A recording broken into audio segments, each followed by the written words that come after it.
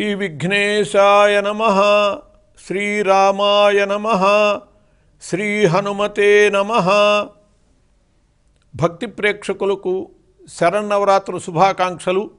అనంతశక్తి సిద్ధుల్ని, అనంతశక్తి సిద్ధి, అనంతమైనటువంటి శక్తులని పొందటానికి మార్గాన్ని ఈ రోజున చేసేటటువంటి అమ్మవారి సేవ ద్వారా, దుర్గామాత యొక్క సేవ ద్వారా నవదుర్గలని మనం 9 రోజులు పూజిస్తాం.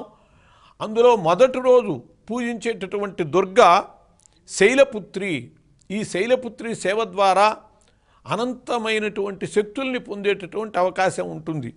వందే వాంఛితలాభాయ చంద్రార్థకృతశేఖరాం వృషారూఢాం శూలధరాం శైలపుత్రీం యశస్వినీం అని చెప్పి ఆమెను ధ్యానించాలి. అలా ధ్యానించి రక్తాంబరాం శ్యామలినీం ద్వినేత్రాం కిరీటరత్నాంకిత హేమభూషాం ఇష్టార్థదాత్రీం సురవంజ్యపాదారుద్రాంశ దుర్గాం మనసా స్మరామి అని చెప్పి కూడా ఆమెని స్మరించి శైలపుత్రి అని చెప్పబడేటటువంటి ఈ తొలి దుర్గని పూజించేటట్లయితే మనకి అనంత శక్తులు ఏర్పడతాయి అని చెప్పి ఆమె అనంతశక్తి ప్రదాత్రి. ఆమె అన్నిటినీ ఇవ్వగలిగినటువంటిది ఆమె. ఈ దుర్గామాత యొక్క తొలి స్వరూపము శైలపుత్రి. శైలపుత్రి అంటే, శైలం అంటే హిమవంతుడు, హిమవంతుని యొక్క కుమార్తె. దక్ష ప్రజాపతి యొక్క కుమార్తె అయినటువంటి సతీదేవి దక్షుని చేత అవమానింపబడి ఆమె యోగాగ్నితో తన శరీరాన్ని త్యాగం చేసింది. అటువంటి ఆమె హిమవంతుడు తపస్సు చేయటం వల్ల ఆ హిమవంతుడు అమ్మవారి యొక్క అనుగ్రహాన్ని పొంది ఆమెను కుమార్తెగా పొందేటట్లుగా వరం పొందటం వల్ల ఆ హిమవంతునకు కుమార్తెగా పుట్టింది. అందువల్ల శైలము అంటే పర్వతము, పర్వతానికి పుత్రి కాబట్టి ఈమె శైలపుత్రి అని చెప్పి నామం చెప్పబడ్డది. అటువంటి ఆమె యొక్క వాహనం వృషభ వాహనం, శైలపుత్రి యొక్క వాహనం. ఈమెకి కుడి చేత త్రిశూలము, ఎడమ చేతిలో కమలము ఉంటాయి. ఆమె యొక్క స్వరూపం అది. వృషభం వాహనంగా ఉండి కుడి చేతిలో త్రిశూలం ఉండి ఎడమ చేతిలో కమలం ఉంటుంది. దక్షయజ్ఞ ధ్వంసం జరిగాక ఆ సతీదేవే ఈ శైలపుత్రిగా పుట్టింది.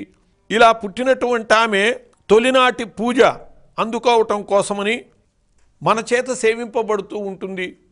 యోగులైనటువంటి వాళ్ళు, ఉపాసకులైనటువంటి వాళ్ళు తమ మనస్సుని మూలాధార స్థానంలో ఉంచి ఆ మూలాధార చక్రమునందు స్థిరపరచి సాధన కనుక చేసేటట్లయితే వాళ్ళకి అద్భుతమైనటువంటి సాధన ప్రయోజనాలు సిద్ధిస్తాయి. శైలపుత్రి అయినటువంటి పార్వతి ఆ పరమేశ్వరుణ్ణే తనకి భర్తగా కోరి పరమేశ్వరుని కోసమనే తప్పించింది. ఆ పరమేశ్వరుని ఆమె పొందినటువంటి సమయంలో వాళ్ళిద్దరికీ కలిగినటువంటి సంతతి వల్లనే తారకాసురుడు సంహరింపబడతాడు. కాబట్టి వాళ్ళ సంతానం కోసమని దేవతలందరూ కూడా ప్రయత్నం చేశారు, పార్వతీ పరమేశ్వరుల్ని కలపటం కోసమని.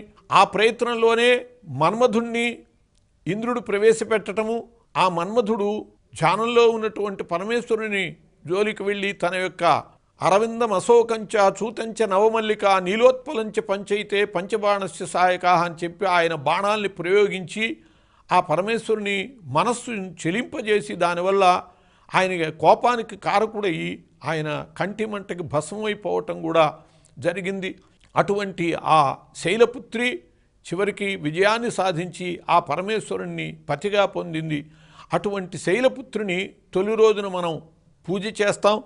ఆమెకి కట్టె పొంగలి నైవేద్యం పట్టాలి. మొదటి రోజు శైలపుత్రికగా మొదటి దుర్గని పూజ చేస్తూ కట్టె పొంగలి.